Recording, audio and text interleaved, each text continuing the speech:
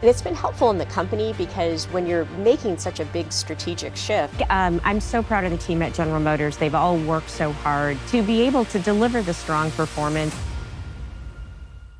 Mary Barra's response to the presidential threat represents a defining moment in the intersection of corporate strategy and political power, laying bare the intricacies of international trade, domestic manufacturing, and the relentless drive for competitive advantage. At the heart of the controversy lies a strategic decision by General Motors to explore relocating some of its manufacturing operations to Mexico, a move that reflects broader trends in global production networks and cost optimization initiatives within the automotive industry. The newly elected president's threat to impose an unprecedented 200% tariff on GM products if the relocation proceeds injects a high-stakes political element into what had previously been a business decision driven by market dynamics and economic imperatives. Before we start, smash the like and subscribe buttons for more updates. Mary Barra's decisive retort underscores a profound confidence in the company's long-term strategy while simultaneously challenging the president's approach to trade policy. In a landscape where manufacturing and employment have long been intertwined with national identity and political rhetoric, GM's situation serves as a microcosm of the broader debate over globalization and protectionism. The president's proposition of a steep tariff was not merely a fiscal instrument. It was a pointed political gesture designed to underscore his commitment to keeping manufacturing jobs within the nation's borders. In doing so, the threat elevated a commercial strategy into a contentious issue of national economic policy, transforming GM's internal deliberations into a matter of public debate and political theater. This confrontation reveals the delicate balance that multinational corporations must strike when navigating the turbulent waters of political influence and economic pragmatism.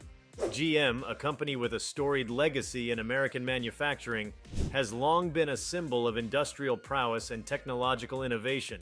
However, the decision to shift part of its production facilities to Mexico is emblematic of the broader challenges facing legacy industries worldwide. Globalization has necessitated a re-evaluation of traditional manufacturing hubs as companies search for more efficient production environments. Lower labor costs, proximity to burgeoning markets, and improved logistical networks in Mexico have presented compelling reasons for GM to consider such a transition. The president's threat, therefore, not only confronts the company's operational plans, but also challenges the underlying logic of globalization that has redefined modern manufacturing. Barra's strategic response was measured yet assertive, signaling that GM would not be easily swayed by political maneuvers that threatened to upend a well-considered corporate strategy. In her response, she exhibited an understanding of the complexities involved in international trade agreements and the broader economic ecosystem in which GM operates. Her stance implied that any decision regarding the relocation of manufacturing operations would be driven by the imperatives of competitiveness and long-term shareholder value rather than by transient political pressures. The event thus crystallizes a fundamental tension between short-term political objectives and the enduring demands of global economic integration.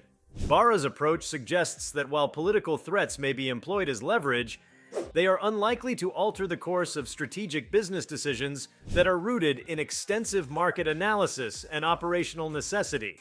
The implications of this episode extend well beyond the immediate interests of GM. For policymakers and economists, the incident provides a vivid illustration of the challenges inherent in modern trade policy. The prospect of imposing a 200% tariff is emblematic of a broader trend towards protectionism that has gained traction in certain political circles. Such a policy, if implemented, could set a dangerous precedent for international trade relations, potentially igniting a cycle of retaliatory measures that would disrupt established supply chains and destabilize the global economy. The automotive industry, with its complex interdependencies among suppliers, manufacturers, and distributors across multiple countries, is particularly vulnerable to such disruptions.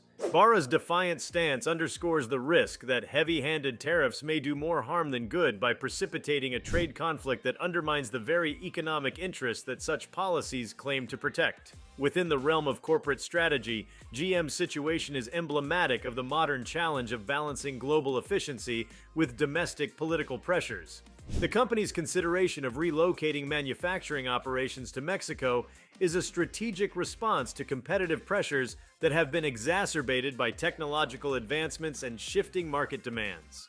Lower production costs in Mexico can translate into significant savings and improved competitiveness in a market where profit margins are continually squeezed by rising input costs and evolving consumer preferences.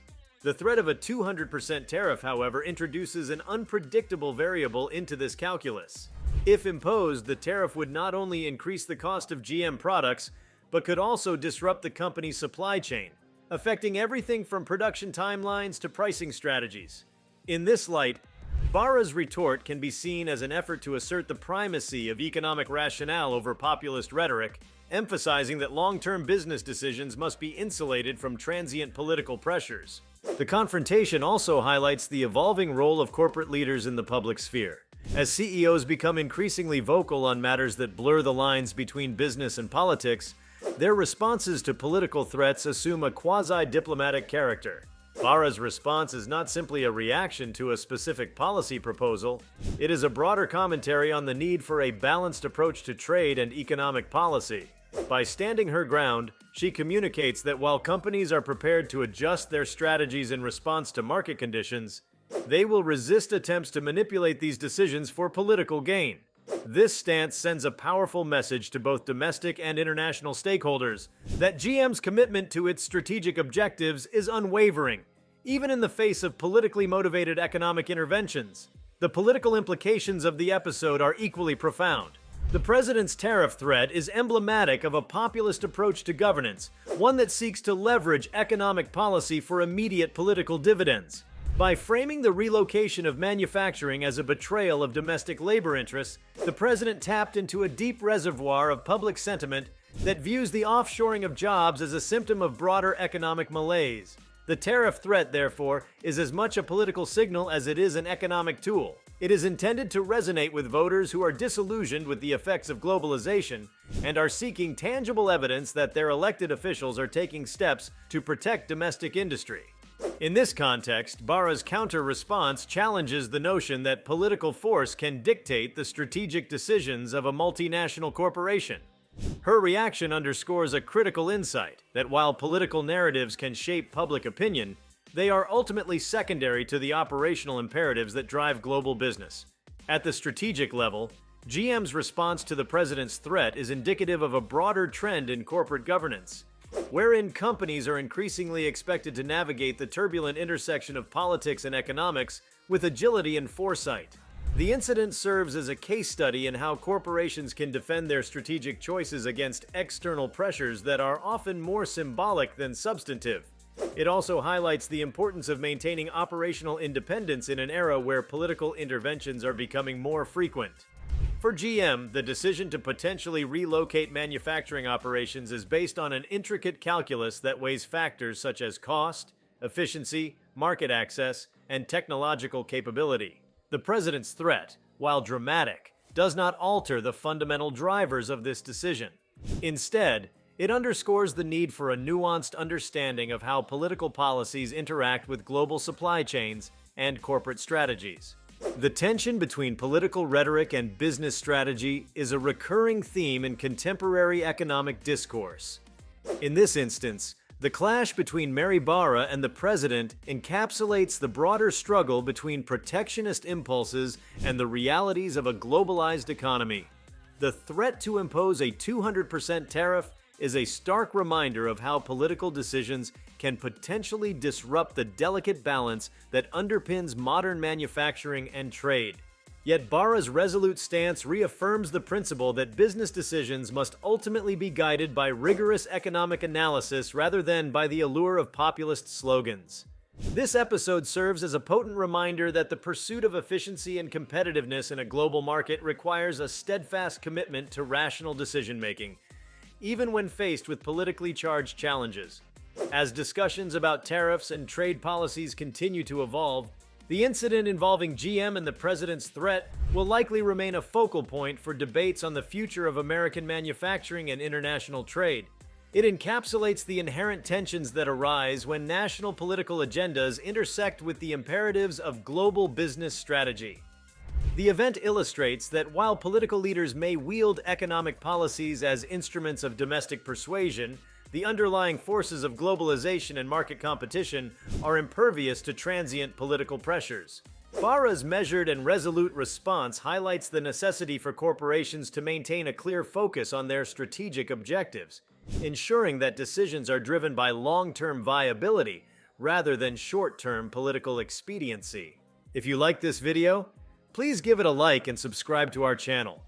Also, leave your comments below and tell us, what are your thoughts on Mary Barra's response to Trump's 200% tariff threat? We want to hear from you. Thank you for watching, and see you next time.